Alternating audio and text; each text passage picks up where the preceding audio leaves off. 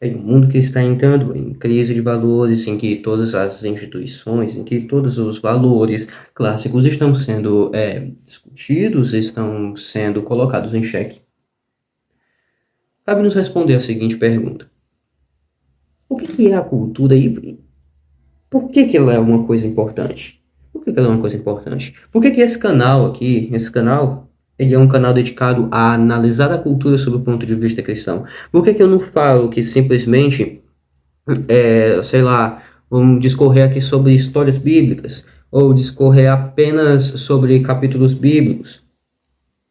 Evidentemente que isso é um trabalho importantíssimo, e na descrição dos meus vídeos eu sempre deixo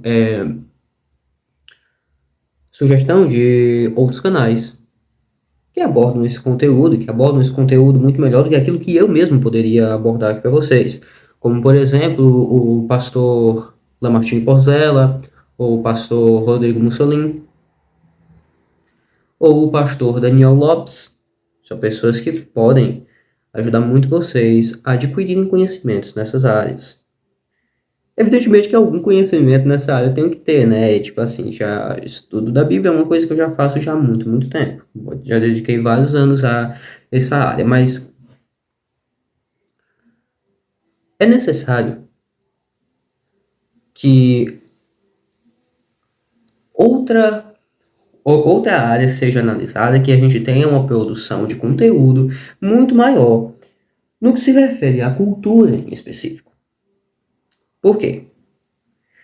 Vou explicar isso aqui para vocês. Olha, Platão, ele já falava de uma alegoria, que era a alegoria da caverna. Vou explicar brevemente do que se trata.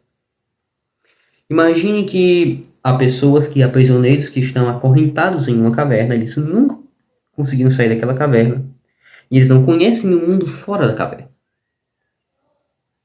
E existem outras pessoas, sofistas, que manipulam marionetes para projetarem sombras nas paredes da caverna. E tudo que aquelas pessoas, aqueles prisioneiros conhecem do mundo fora da caverna é contado apenas por esses sofistas.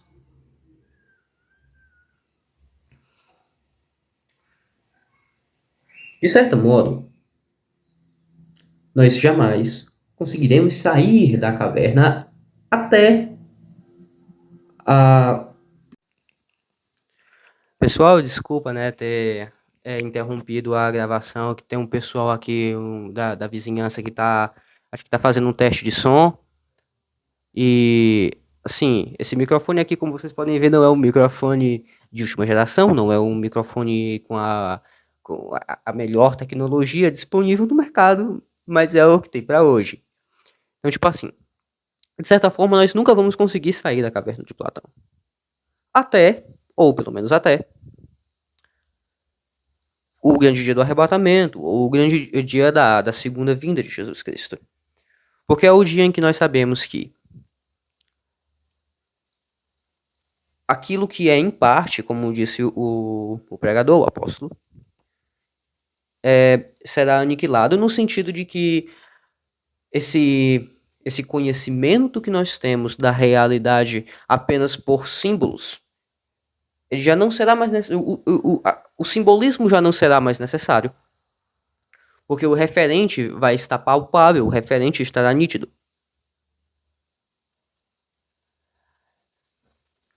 E eu acho isso aqui uma coisa interessantíssima, porque vamos prestar aqui atenção. O desenvolvimento do começo da filosofia se deu através disso, se deu através da interpretação do símbolo, se deu através da interpretação da natureza, da revelação divina que está contido nas coisas criadas. Só que, evidentemente, esse símbolo é um símbolo que não é muito claro, ele não é uma coisa muito precisa. Os judeus já tinham algo superior, pois Deus se comunicava através dos profetas. E os profetas conseguiam trazer para uma linguagem culturalmente acessível certos elementos de uma realidade transcendente do que é a realidade mesma. Porém, a própria linguagem ela é um símbolo. E aí você chega no cristianismo. Você chega no cristianismo, que já é um patamar mais elevado. Porque o conteúdo mesmo da revelação está ali. O conteúdo mesmo da revelação está ali. Então, mas aí a gente chega num ponto, cara. Olha, a gente não conheceu Jesus pessoalmente.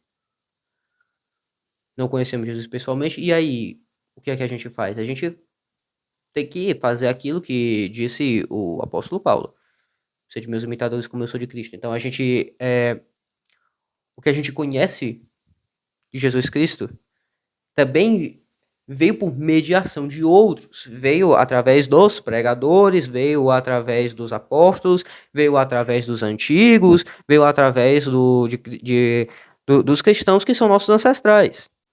E é lógico que tudo isso, se a gente. Olha, isso aqui é um elemento de linguagem, a fé vem pelo ouvir, e o ouvir a palavra de Deus. Tudo é através de símbolo. Então é como se a gente continuasse dentro daquela caverna, ainda vendo sombras, mas talvez sombras que são mais próximas. As marionetes já não são marionetes, são marionetes que têm são com mais detalhes, são marionetes que talvez sejam aquelas marionetes que tem. Hoje em dia tem isso, né? Com aqueles teatros de sombra, umas marionetes que são feitas com materiais translúcidos, e então elas conseguem transmitir cores. É uma coisa que é muitíssimo divertida. E assim, grande parte do problema da nossa sociedade atual, ele se decorre do fato de que nem mesmo isso eles têm, de que nem mesmo isso as pessoas têm. Porque a pessoa é isolada no seu mundinho, e lógico que isso também é algo que é muito provocado por esse hedonismo exacerbado, pelo essa, essa exaltação, essa divinação do sensualismo, do que é do imediatamente sensível, daquilo que é sensível.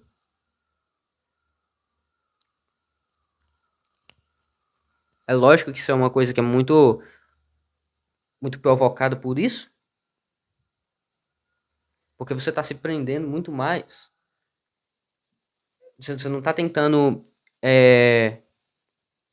identificar a que o símbolo ele está se referindo, mas você está pegando apenas o símbolo pelo símbolo. Você já não consegue, você já tá desprezando totalmente o verdadeiro significado, o referente daquelas coisas. Não, você já não quer mais saber sei lá, vamos, o apóstolo Paulo ele usa uma metáfora que, inclusive, a mesmíssima metáfora que usava Platão, lembrando que o apóstolo Paulo conhecia essa cultura muito bem, que diz que o Deus dessas pessoas é o ventre, né, que é aquela parte mais concupiscível da alma, segundo a metáfora de Platão, você que não consegue ter força, ter poder, ter ser direcionada de forma racional, como é a parte do peito, da alma, e ela nem é aquela coisa intelectual, como é a parte da cabeça. Então, tipo, é uma coisa muito problemática, é algo animalizante, como também está simbolicamente muito bem representado na parábola do filho pródigo, em que ao ele passar por esse mesmíssimo processo, ele acaba comendo junto com os porcos, ele está junto aos animais, ele se animalizou.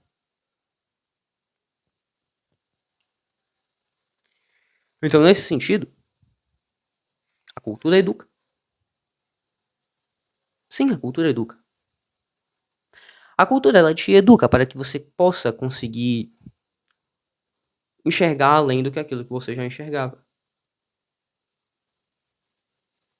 É como se acendesse a luz do mundo ou como se aquelas peças distantes da parede, aquelas peças imprecisas, ou até mesmo, se a gente for pegar mais ainda na alegoria, né, da caverna, peças que são intencionalmente modificadas para transmitirem uma mentira,